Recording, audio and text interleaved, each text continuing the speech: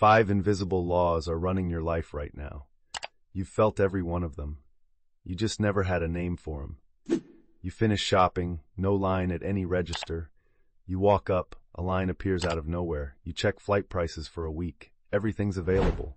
The moment you decide to book, the seats are gone. You're driving, every lane is open. You change lanes once, and suddenly that lane is the slow one. You wash your car, it rains within the hour. You're running late for something important, and every single light on your route turns red. You finally sit down with a full plate of food, and that's the exact moment the phone rings. None of these things are connected to each other. They happen in different countries, to different people, decades apart. And yet almost everyone nods along when they hear them, because almost everyone has lived through some version of every single one. People call this the law of Sod, or Murphy's Law. If something can go wrong, it will, and it will happen at the worst possible time. For decades, this got dismissed as superstition, bad luck, or just pessimism. But statisticians looked closer, and what they found wasn't luck, it was math.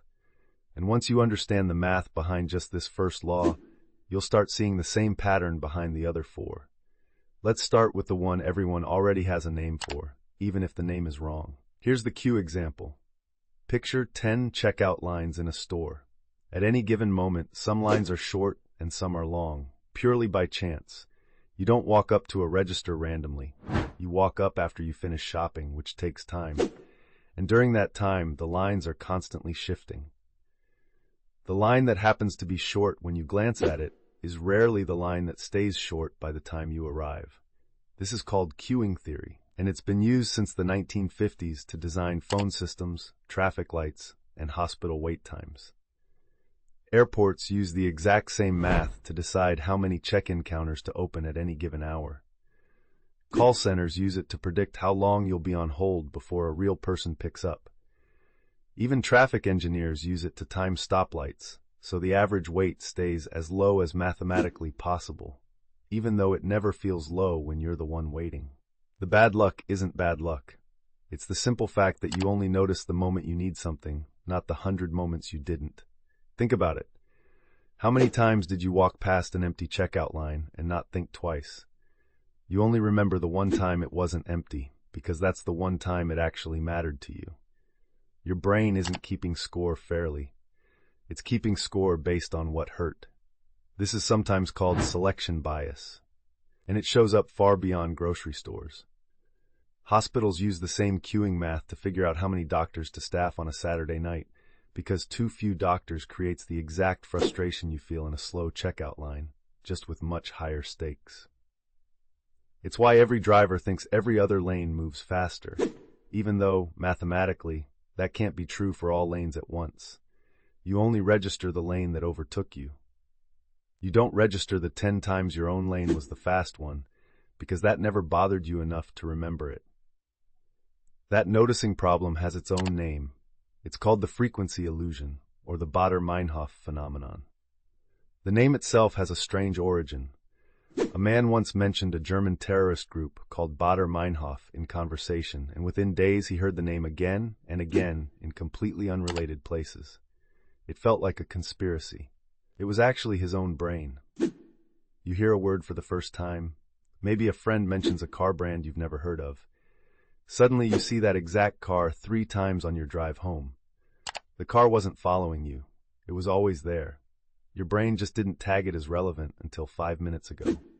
Once something enters your attention, your brain starts flagging every match and ignoring every miss.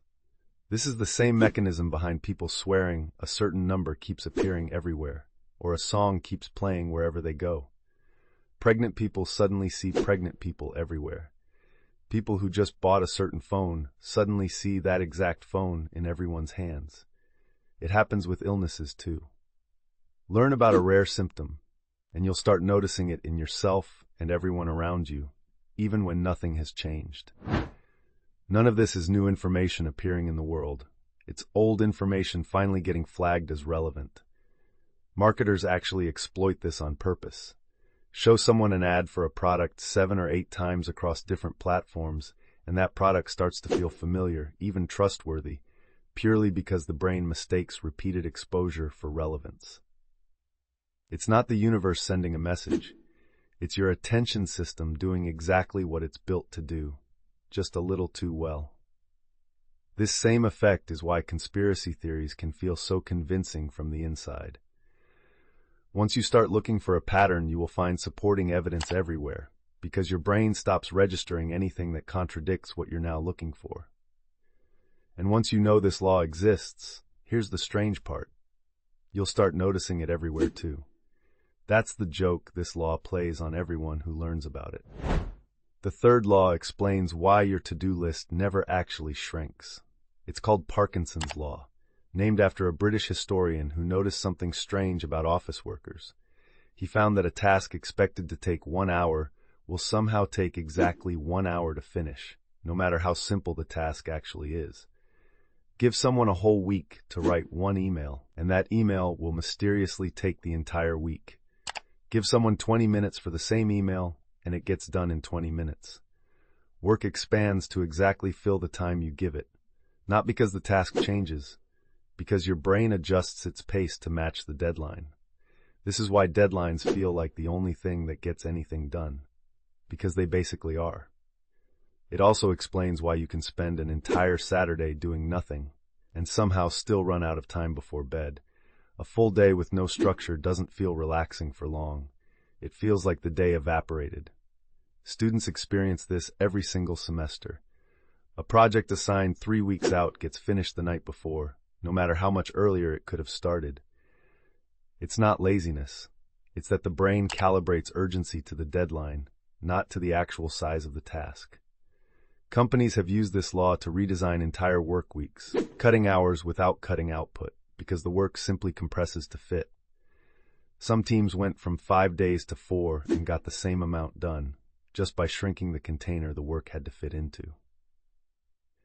The same researcher who first described this law also noted something darker about it. Bureaucracies tend to grow staff regardless of how much actual work exists, because the people inside the system unconsciously stretch their workload to justify their own importance. The unsettling part is that this law doesn't just apply to your job. It applies to your entire free time, your hobbies, even how long you spend scrolling before bed. Give yourself unlimited time for anything, and you'll find a way to use all of it. This is part of why so many people feel busier than ever despite having more labor-saving tools than any generation in history. The tools didn't fail to save time. The freed-up time simply got absorbed by new tasks expanding to fill it. The fourth law is about why you can't throw away that ugly shelf you built yourself. It's called the IKEA Effect, named obviously after the furniture store. Researchers had people build their own boxes, then asked them to put a price on what they built. People who assembled the box themselves valued it significantly higher than people who got the exact same box pre-built. The object didn't change. The only thing that changed was the effort someone put into making it. This is why homemade gifts feel more meaningful, why your own playlist feels better than any algorithms, why a recipe you struggled through tastes better than the one you ordered. It's also why people get oddly attached to a houseplant they nursed back from near death, but feel nothing for the one they bought already thriving. Game designers use this exact effect on purpose, making you build and customize things, because a character you built feels like yours in a way a default character never will. Some companies intentionally make assembly slightly difficult, not because they have to, but because a little bit of struggle creates a little bit of ownership. This even shows up in relationships and friendships. People tend to value connections more when they had to work for them, like a friendship that survived a hard conversation over one that was always easy. It also explains hazing rituals, fraternity pledges, and grueling team-building exercises. Groups that make joining difficult create members who value the group more, specifically because of how much it costs them to get in. Effort doesn't just create the object, it attaches a piece of you to it, and you can't easily separate the two. The fifth law might be the most relevant one to your daily life and the most ignored. It's called the paradox of choice. A psychologist ran an experiment in a grocery store with samples of jam. One table had 24 flavors. Another table had 6. The big table attracted more people who stopped to look. But the small table sold 10 times more jam. More options didn't help people decide. It paralyzed them. This is why picking a show to watch can take longer than watching the show. This is why a restaurant with 3 menu items feels easier to enjoy than one with 30. Dating apps run into this constantly. The more matches someone has waiting, the less likely they are to commit to actually talking to any one of them. Online stores notice the same thing. Too many product options on one page, and people leave without buying anything at all. Your brain isn't built to compare 24 things at once and feel good about any single choice. More freedom to choose doesn't always mean more satisfaction. Past a certain point, it means less. And the strange twist is that the people with fewer options usually report being happier with what they picked, even when, objectively, they had worse choices available. This is part of why some of the best restaurants in the world run on tiny menus. Less choice, somehow, tastes better. It's also why subscription boxes and curated playlists have become so popular. Someone else narrows the choice down for you, and the relief of that is worth paying for. Some governments have used this finding to redesign retirement savings programs, automatically enrolling people into one sensible default option instead of presenting 40 different plans. And enrollment rates jumped dramatically the moment choosing was made optional instead of mandatory. So here's the actual pattern underneath all 5 of these. None of them are forces acting on you from the outside. They're all things your own brain is doing, quietly, without asking permission. The queue that appears, the car that suddenly shows up everywhere, the task that takes exactly as long as you allow it, the shelf you can't throw away, the jam you can't choose. Different situations, same root cause. A brain that filters, adjusts, and attaches meaning faster than you're aware of. None of these laws are flaws in how your mind works. They're shortcuts that mostly serve you well, except in the exact moments you notice them going wrong. The world isn't working against you. You're just finally seeing how your own mind decides what counts as a moment worth noticing. Once you know these 5 patterns, you'll start catching yourself in the middle of them, in real time. You'll be standing in a slow line, and instead of frustration, you'll think, this is just queuing theory. You'll notice a deadline stretching to fill whatever time you gave it, and you'll catch Parkinson's law in the act. You might even notice yourself scrolling through too many options on a menu, freezing up, and realize that's the paradox of choice playing out in real time. That's the real value here. Not eliminating these patterns because you can't, but recognizing them the moment they happen. Recognizing a pattern doesn't make it disappear, but it does make it a lot less personal. It's not happening to you. It's just happening the same way it happens to literally everyone else on the planet. Every single person watching this right now has lived through all 5 of these laws without ever knowing their names, probably within just the last few days. That's the strange comfort in all of this. None of it was ever personal.